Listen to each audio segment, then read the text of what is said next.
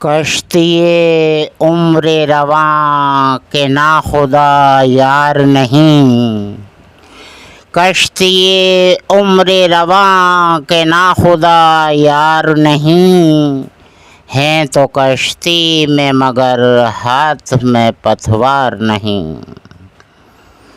انما امرہ گر ہو جائے اس میں اعظم، انما امرہ گر ہو جائے اس میں اعظم، تو کن فیکون تو کبھی دشوار نہیں، کشتی عمر رواں کے ناخدا یار نہیں۔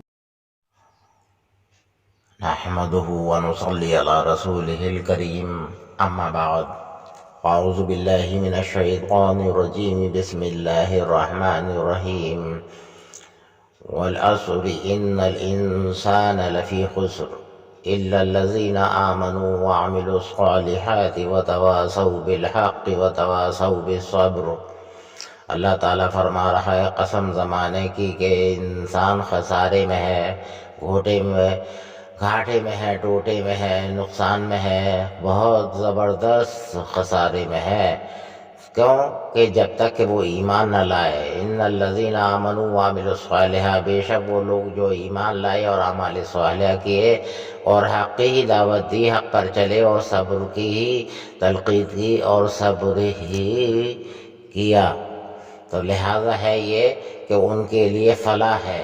لہذا ہے یہ کہ اعمال صالحہ ایمان لانے کے بعد میں فوراً ذکر آیا ہے قرآن مجید میں کئی جگہوں پر۔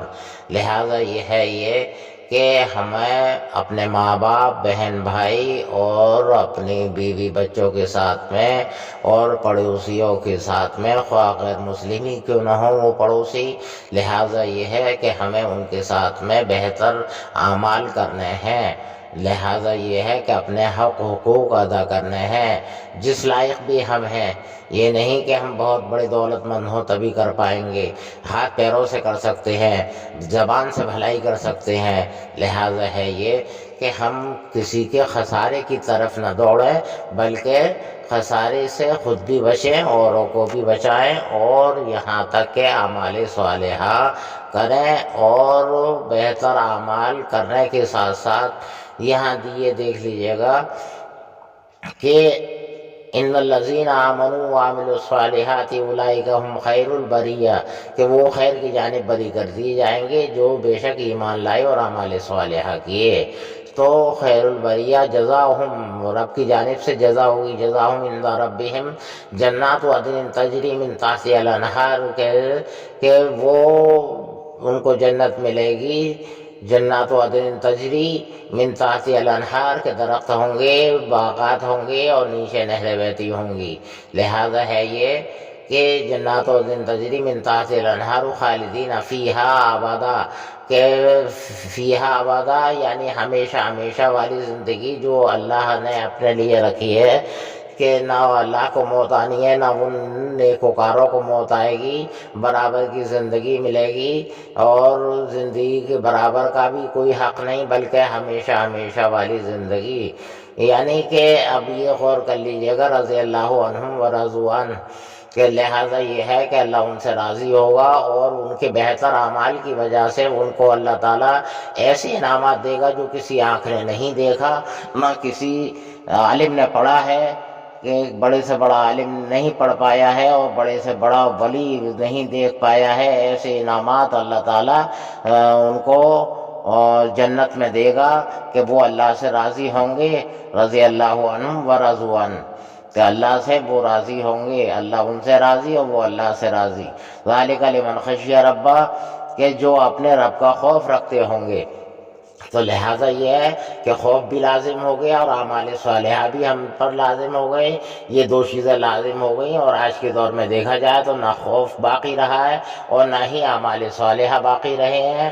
لہٰذا ایک دوسرے کو کھائے جا رہے ہیں، ایک دوسرے کی کٹی کر رہے ہیں، جنگلی جانوروں سے بدتر ہو گئے ہیں۔ جنگلی جانوروں کی بھی ایسی خصلتیں ہیں کہ وہ اگر کوئی شیر بھی بڑا شکار کرتا ہے تو اپنا پیٹ بھر کے اپنے چھوٹوں کے لیے چھوڑ دیتا ہے، گیدڑ وغیرہ اور بھی دیگر جانور وہ اس کو پھر اپنا شکار بنا یعنی اپنا پیٹ بھرتے ہیں۔ لہذا ہے یہ کہ ہمیں غور و فکر کی ضرورت ہے کہ ہم ان سے بھی بدتر اعمال میں ہیں۔ ہم یہ چاہتے ہیں کہ جو کچھ بھی ہے سب ہم کو ہی حاصل ہو جائے، جو کچھ بھی ہے سب ہم کو ہی حاصل ہو جائے، کچھ اور نہ کسی کو مل پائے۔ لہذا ہے یہ کہ ہر جن اور انسان کو تو اپنی عبادت کے لیے پیدا کیا ہے اللہ تعالیٰ نے۔ عبادت سے مراد کیا ہے؟ وہی اعمال صالحہ ہیں۔ عبادت سے مراد اعمال صالحہ ہیں۔ عبادت سے مراد یہ بھی نہیں کہ ہم صرف رات دن قرآن پڑھتے جائیں یا رات دن نفل پڑھتے جائیں یا رات دن سب ترک کر کے ہم دین کی راہ میں نکل جائیں۔ نہیں، ہم پر جو فرض اور واجب ہیں ان کو ہمیں پہلے پورا کرنا ہے، ورنہ ہماری پکڑ ہوگی۔ پھر کیا فائدہ ہے ایسے ہمارا جو ہے گھر سے باہر بستر باندھ کے نکلنے کا۔ لہذا یہ ہے کہ اگر ہماری زندگی میں ٹائم ملتا ہے، ہم فارغ ٹائم میں ہیں، ہمارے اوپر اور کوئی ذمہ داریاں نہیں ہیں، تو بے شک ہم دین کی راہ میں نکل جائیں، دین کے لیے نکل جائیں، لوگوں کو دین کی طرف لانے کے لیے نکل جائیں۔ جی، یہ جس کو تبلیغ کہتے ہیں اصل معنی میں غیروں پر کی جاتی ہے تبلیغ۔ خیر، لہذا ہے یہ کہ میں تبلیغ کے خلاف نہیں، میں تو خود کہہ رہا ہوں کہ نکل جائیں۔ کب نکل جائیں؟ جبکہ بیوی بچوں کی، ماں باپ کی کوئی اور ذمہ داری نہ ہو۔ حضور صلی اللہ علیہ وسلم نے کے پاس میں ایک شخص آیا، اس نے کہا یا رسول اللہ میں بھی جہاد میں جانا چاہتا ہوں۔ انہوں نے کہا صلی اللہ علیہ وسلم نے کہ گھر کا مشغلہ کیا ہے؟ معلوم یہ ہوا کہ والد کو روتا ہوا چھوڑ کر آیا ہوں۔ تو آپ نے کہا کہ نہیں، تمہارے لیے جہاد وہ ہے کہ اپنے والد کو خوش رکھو۔ تو لہذا ہے یہ کہ ہمیں حدیثوں سے سبق، حضور صلی اللہ علیہ وسلم کی بات سے تمام سبق لینے چاہیے، یعنی کہ زندگی تمام گزرنی چاہیے ہمارے اعمال صالحہ پر۔ حضور صلی اللہ علیہ وسلم نے تمام زندگی ہر پل اعمال صالحہ کیے ہیں، اور جب ہم کلمہ شہادت پڑھتے ہیں وَأَشْهَدُ أَنَّ مُحَمَّدًا عَبْدُهُ وَرَسُولُهُ، تو لہذا گواہی دے رہے ہیں ہم اس چیز کی کہ محمد بندے ہیں، یہ محمدًا عبدہ، محمد بندے ہیں، اور رسول اور رسول ہیں، رسول اور یعنی اور رسول بعد میں رسول، پہلے بندے ہیں۔ لہذا یہ ہے کہ بندگی ہمیں تمام اعمال صالحہ تمام اور تمام عباداتیں تو صرف حضور صلی اللہ علیہ وسلم سے ہی ہمیں حاصل کرنی ہے، تبھی ہمارا بیڑا پار ہے، ورنہ خسارہ ہے، خسارہ ہے، خسارہ ہے، خسارہ ہے۔ اللہ تعالی ہمیں تمام حضور صلی اللہ علیہ وسلم کے طریقے پر چلنے کی توفیق عطا فرمائے اور تمام خساروں سے ہمیں بچائے۔ وآخر دعوانا ان الحمدللہ رب العالمین۔